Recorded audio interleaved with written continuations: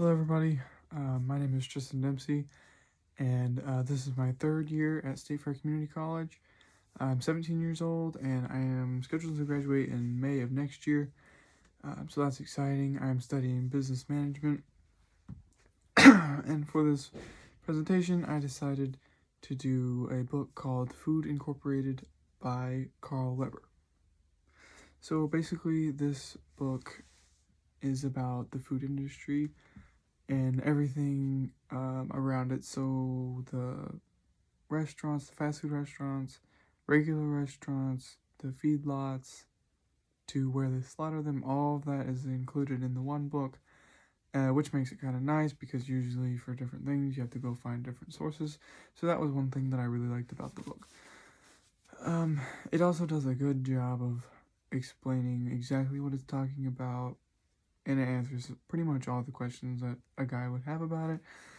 So that's nice. But basically, he starts off by talking about what's in the food that you eat. So um, he says in the book that as the cattle and the chickens and the pork are being raised, they're just pumped full of anything to put weight on them, anything to get them growing faster. So any kind of protein and any kind of growth hormone and anything to keep them healthy enough to where they'll make it to slaughter day. So medication would be a big one that they put into them, a lot of growth hormones, and when I say anything that will give them protein, I mean like he gave an example and he said that there was one instance when he was at a chicken barn and they were talking to him about what they will do with all the waste.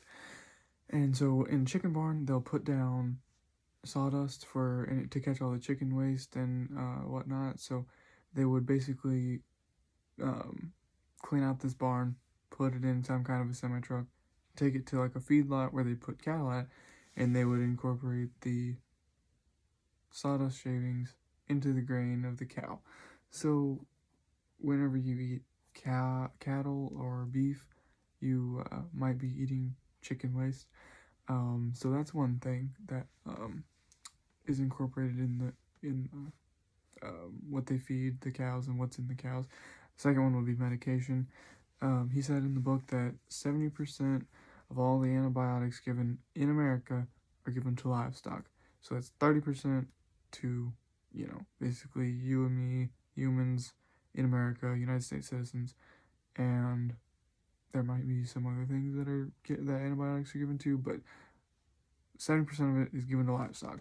So that's 8 times as much as given to humans. So anytime that you eat, beef, pork, whatever kind of meat that you like to eat, you're eating lots and lots of medication, which that obviously can't be good for you.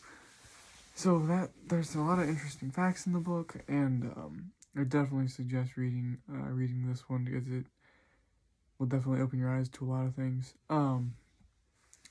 Something else that he mentioned in the book that I thought was kind of interesting / scary would be the fact that these food industry companies and things are practically untouchable in like a legal battle. But there's a few reasons that they are. So number one being the fact that they control a lot more than they need to control. So like there was an instance as well in the book. Carl Weber describes him going to talk to a Republican representative, and her son had gotten the disease E. coli. You might have heard of it before, but he got it from lettuce, and that was another big thing that he discussed in the book. Is it's not only meats that are getting, such unhealthy treatment. It's meats, vegetables, products you might get such as milk, eggs from animals. So her son had eaten some lettuce and he got the E. coli disease. And when Carl Weber asked her to elaborate some more on exactly how and what had happened to get the E. coli, she simply told him that she couldn't answer any questions because if she did, she would be in fear for her life, her family's lives. Not so sure how you guys feel on it, but for me personally, I have a lot of issues with that because America is supposed to be a free place where we can talk about anything, basically. And with her saying that she couldn't talk about it because she was in fear for her life, basically means that her rights as an American were being cut from her, taken from her.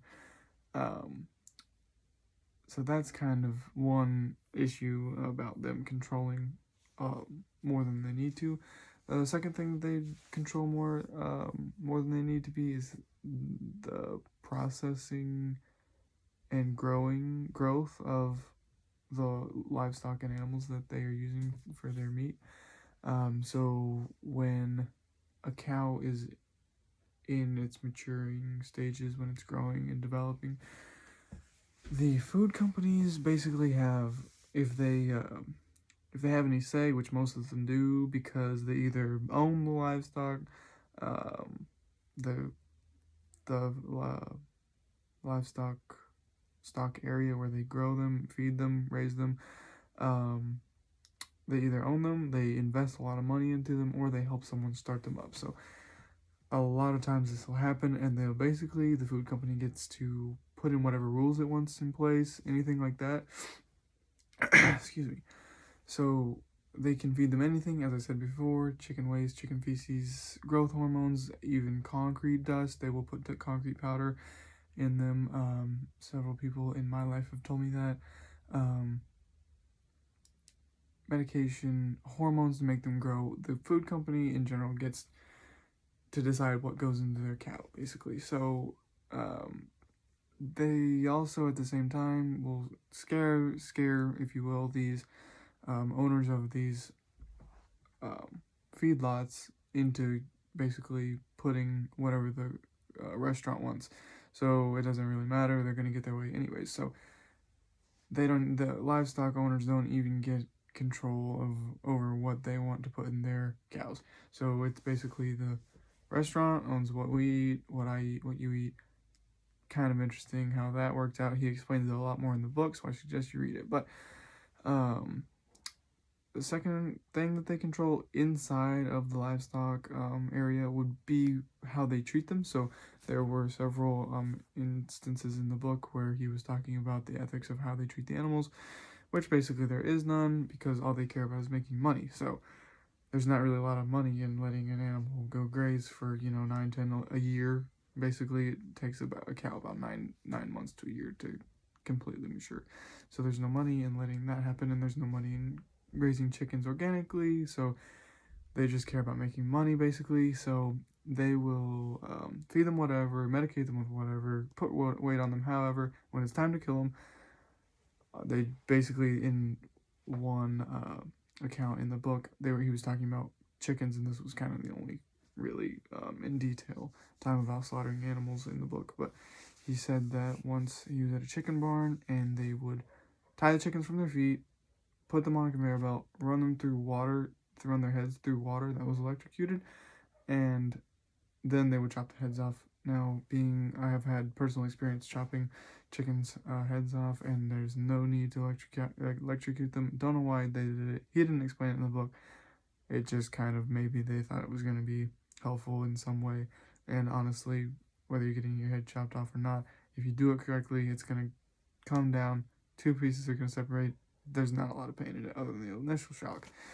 I've also never had my head chopped off, so I don't know for sure. That's just how I imagine it. But, so, as I said before, it's not only the meats that are corrupt now, it's getting to be the vegetables and products from cows. So basically, if you pump 70% of all the antibiotics in America into cows, the milk's going to have lots of antibiotics in it as well. If you pump, waste into the cow, it's going to make milk from the waste. So the milk's infested with these different things as well, which can in turn give us diseases. It's not good for our metabolism, our digestive system. It's not good for our health overall. The milk quality is garbage now. It's not as good as it needs to be. It's just kind of a sad state of affairs. But so if they control basically what you and I eat, in the sense that it's so much easier nowadays to just go get some fast food, get a fast food cheeseburger, get a chicken sandwich, get French fries, which are another horrible account in the book, where he just explains that anything that the restaurants are making are just deep fried, corn syrup to the max, and sent to you, the consumer. So you go in there and you get these things because it's easy, because it's harder. It's not necessarily hard, but it's harder for you to come home and cook for instance, your own cheeseburgers, your own French fries. If they control all of that, then what else did they control? If they control the government because they scare them, if they control feedlots because they scare them, what else do they control? The lobbyists for the food industry are able to basically make it however they want, get whatever they want done, get all the subsidy funding.